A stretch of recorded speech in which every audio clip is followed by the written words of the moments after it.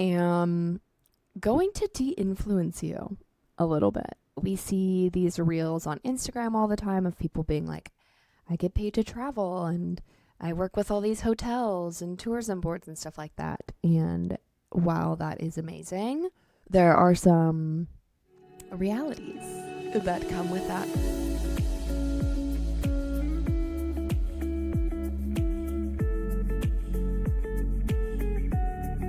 Hello, everybody. Welcome back to the podcast and happy end of the year.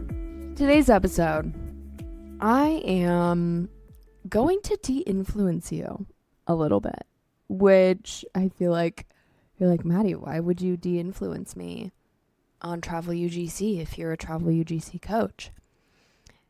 And there's just some things that I have learned over the years that I want to share with you guys. That's just like the real, raw, honest progression of my UGC journey and my thoughts on Travel UGC specifically, and kind of how like my mindset has shifted a bit throughout the years and how I currently approach UGC.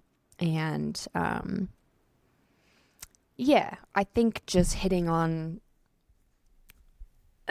the reality that, like, you know, we see these reels on Instagram all the time of people being like, I get paid to travel and I work with all these hotels and tourism boards and stuff like that. And while that is amazing, there are some realities that come with that as well. So I kind of just want to talk about that. So I have been doing UGC now for a little over 3 years, which is wild. And I've done UGC for lots of different entities, companies. So I've worked with physical products, I've worked with tour companies, I've worked with tourism boards, I've worked with hotels, I've worked with Airbnbs. So I really have worked across the industry when it comes to UGC. And I built my UGC business while I was a full-time digital nomad. So I was living in a camper van full-time and traveling full-time. And that obviously comes with its difficulties in terms of receiving products and things like that. And what I learned from that experience, like, I basically built my UGC business around being a travel creator and, you know, having access to the outdoors and living in a van, and very much built my brand and business around that. So I was doing some hotel stuff, some Airbnb, some tourism boards, and a lot of products. So I was doing a lot of outdoor, like, van life type products. And I got burnt out really easily from that because my work required that I travel, and brands kind of expected a certain type of content from me. It was, you know, a brand would be like, great, we want like a beach shot, or, oh, great, we want this shot in the mountains. And it was kind of always up to me to like pivot and make sure that I could like film in those landscapes and all that stuff, which is such a privilege and like was a beautiful thing to be able to do. It was also exhausting, and I was like fitting my life around my business in a way. And I think there's this like glamorized idea of, you know, traveling full time and working for hotels and Airbnbs and, you know, getting paid to shoot content of those places. And what I will say about that is it is exhausting. As someone who used to do that full time, yeah, it is just very tiring.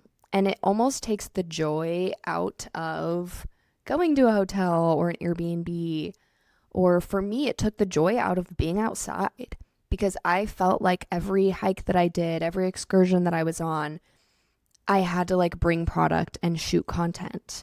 And it sucked because I felt like this thing that I loved that brought me so much joy and peace, like being in nature and being outside, turned into my job. And it no longer was this thing that I just got to do for fun.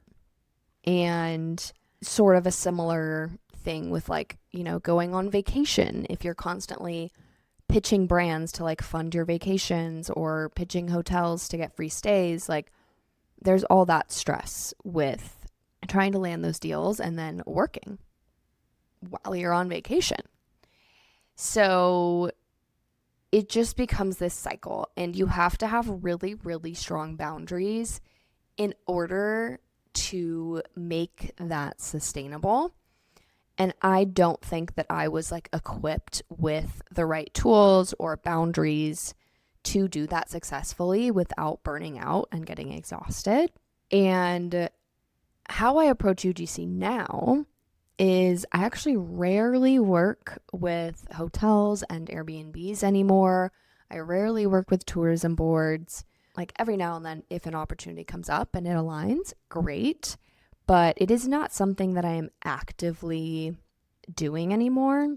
And the reason is because I've come to a place where I'm like, I want to enjoy myself if I am going on vacation. And if I'm going to go stay at a hotel somewhere or get an Airbnb with my friends, like I want to be able to be present there and actually relax and be on vacation and not work, because I do work a lot. I have several businesses. I have a lot of things that I'm constantly doing. And so when I have the time to go on vacation, go somewhere, I want to actually enjoy that.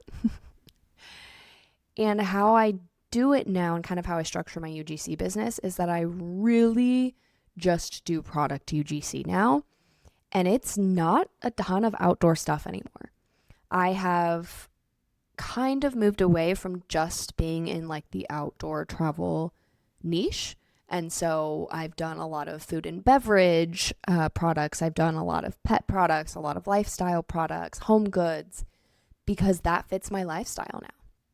And it helps me from getting burnt out, because these are things that I can film in my home, in my neighborhood, and it makes my life so much easier because I don't have to plan, a hike every week so that I can go and shoot this content. I don't have to plan trips so that I can make sure that I have a certain background or landscape that this brand wants for their content. And most of what I film, I can do at home.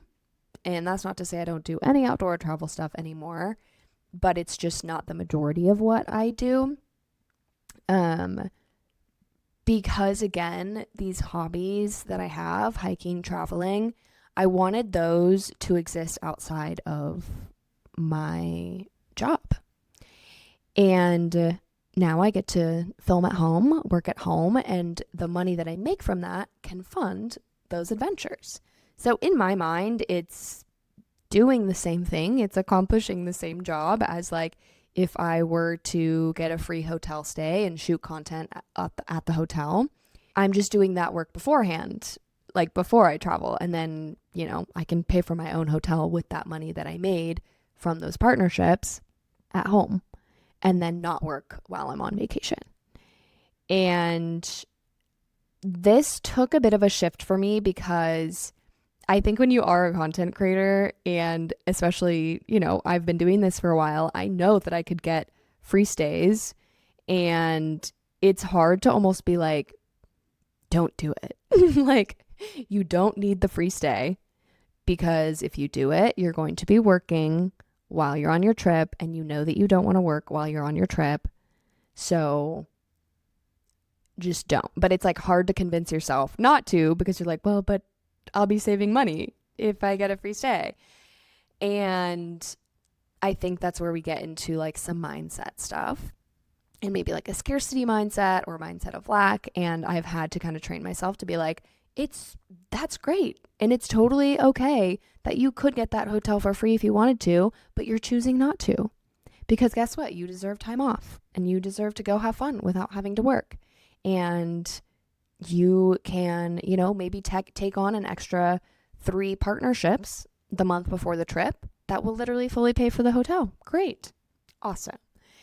And that is kind of how my mindset has shifted around travel UGC over the past 3 years. And that's not everybody's experience, but I think it is a pretty common experience. When you are a content creator, you are filming a lot and you are working your life around, what you need to film in a way. And you need to be conscientious about how you are doing that and setting boundaries. So if you really want to be an outdoor and travel content creator and that's the content that you want to do and the kinds of brands you want to work with, amazing. You can absolutely do that. I just urge you to really think about how you're going to navigate that and setting boundaries in place. So one thing you could do is, if you have a trip coming up and you're like, okay, great, I have this free stay and I have these 2 products that I need to shoot for in this location. Maybe you do that all the first day of the trip. You get there and you're like, I'm doing everything, I'm filming everything the first day. And then the remaining, 2 days, 3 days, 4 days, I'm not working. And so it's like setting a hard expectation, a hard boundary of I am doing my work at this time, and then I don't have to worry about it for the rest of the trip. Or maybe if you are doing a lot of outdoor content and, you don't want to take the joy out of being outside and you don't want to be working every time you're outside, you can set a boundary with that. So being like, okay, twice a month, I'm going to do a big outdoor day where I can go and shoot all of the content that I need to shoot for the month. And then any other outdoor thing that I do that month does not need to be tied to my clients and the work that I'm doing. And I'm not allowed to work while I'm on the hike. Truly setting boundaries like that will make such a huge difference and will really help you not get burnt out, because it's hard to turn your brain off as a content creator, and it's hard to not see everything as an opportunity, because everything is an opportunity. It's an opportunity to make more money, to shoot content, whatever it is. And you need to set those mental boundaries of not making everything an opportunity, because that is how you are going to exhaust yourself and burn out. Trust me, that is exactly what happened to me. So I think kind of the moral of this episode is you can pursue UGC however you want to pursue UGC. And you can change your mind over time and you can approach UGC in a different way. And the most important part is just that you are aware of your mental health, you are aware of your boundaries, and you really set yourself up for success and have the systems in place to do so, because you work for yourself. You are your own boss. You make the rules. And if you do not have those kinds of structures and boundaries for yourself, it will make your job very difficult and all-consuming. And I want you to avoid that, because I want you to have a thriving business that you love and that you don't get exhausted from, and that you can use to fund the life that you want and not take away from that life that you are trying to live. And I love how I do it now.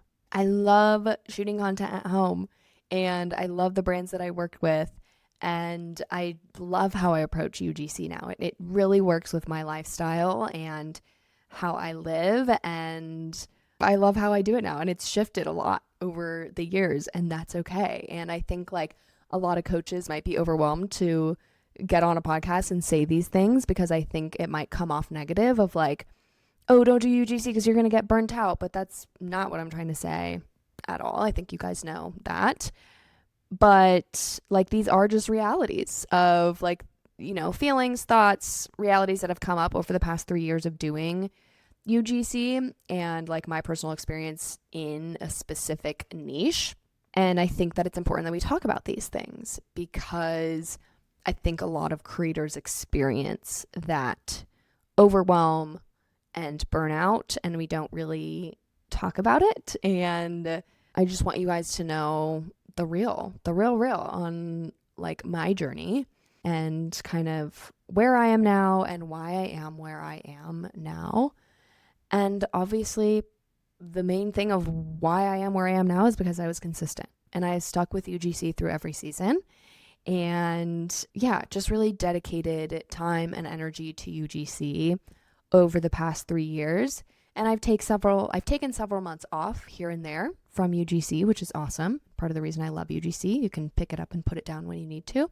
But I've been consistent over the past 3 years of coming back to UGC, figuring out how I want to structure my business, what kind of clients I want to work with. And it's been a journey, but like a great one. And I'm so thankful for all the different seasons of UGC that I've had and for where I am now. So that's the tea. Gosh, when is this episode coming out? Right before Christmas. To all who celebrate, Merry Christmas. I hope you have a wonderful Christmas. And the next episode is going to be the last one before the new year, which is so crazy. Oh, all right. Merry Christmas, everybody. Happy Monday. Hope you have the best week, and I'll see you in the next one.